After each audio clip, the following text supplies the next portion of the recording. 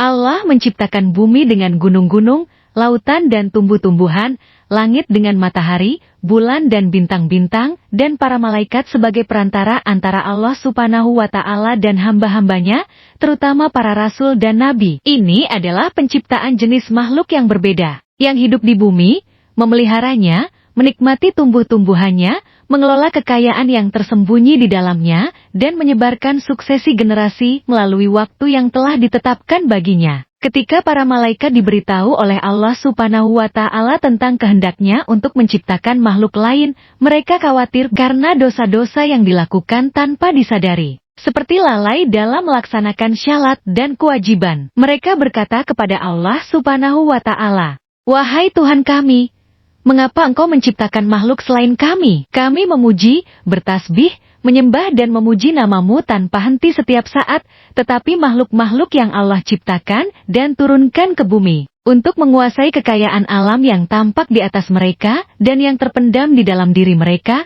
selalu bertengkar dan saling membunuh satu sama lain, serta membawa kerusakan dan kebinasaan di muka bumi yang Allah ciptakan."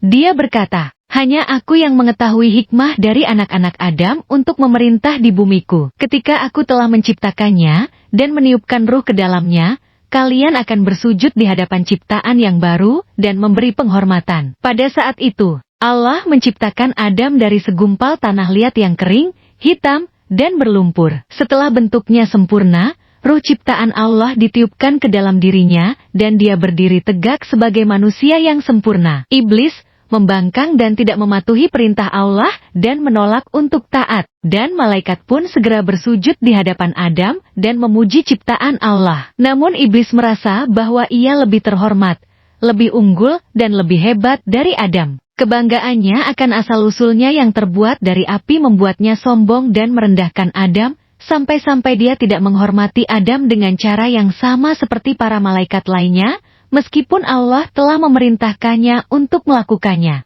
Allah bertanya kepada iblis, "Apa yang menghalangimu untuk menghormati dan bersujud kepada apa yang telah Aku ciptakan dengan tanganku sendiri?" Iblis menjawab, "Engkau menciptakan Aku dari api dan menciptakannya dari tanah." Allah menghukum iblis karena kesombongan, keangkuhan dan pembangkangannya terhadap perintah sujud dengan mengusirnya dari surga dan mengeluarkannya dari barisan para malaikat dengan laknat dan kutukan yang akan mengikutinya hingga hari kiamat. Selanjutnya, ia dijadikan penghuni neraka. Iblis menerima hukuman Allah dengan lapang dada dan hanya memohon agar diberi kesempatan untuk hidup selamanya hingga kebangkitannya di hari kiamat. Allah menerima permintaan iblis dan memberinya tangguh sampai hari kiamat. Tetapi dia tidak bersyukur dan tidak berterima kasih atas jaminan yang diberikan kepadanya. Tetapi sebaliknya, dia mendatangi Adam, mengancam untuk menyesatkan mereka dan menyebabkan mereka dikeluarkan dari surga dan dari kumpulan para malaikat,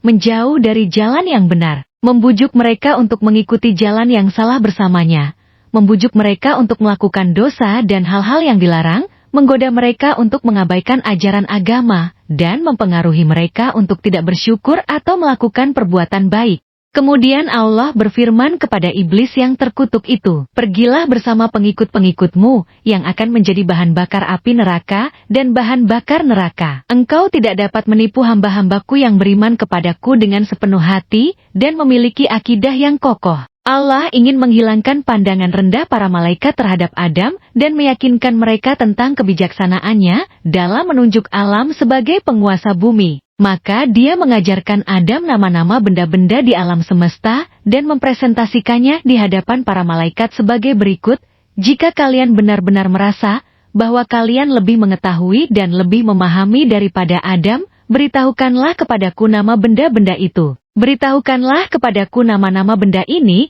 jika kamu memang benar-benar merasa bahwa kamu lebih mengetahui dan lebih mengerti daripada Adam." Para malaikat gagal memenuhi tantangan Allah untuk menyebutkan nama-nama benda yang ada di hadapan mereka. Mereka menyadari ketidakberdayaan mereka dan berkata, "Engkaulah yang maha besar. Sungguh, kita tidak mengetahui apa-apa kecuali apa yang telah Allah perintahkan kepada kita." Setelah Adam diperintahkan Allah untuk memberitahukan namanya kepada para malaikat, Allah berfirman kepada mereka, "Bukankah sudah kukatakan kepadamu bahwa sesungguhnya aku mengetahui rahasia langit dan bumi, dan mengetahui apa yang kamu lahirkan dan apa yang kamu sembunyikan. Adam diberi tempat di surga oleh Allah, dan Hawa diciptakan untuk menemani Adam, menghilangkan rasa kesepiannya, dan memuaskan hasrat alamiahnya untuk beranak pinak. Menurut para ulama, Hawa diciptakan oleh Allah dari satu tulang rusuk di sisi kiri Adam. Ketika ia masih tertidur, ia ditanya oleh malaikat, "Wahai Adam,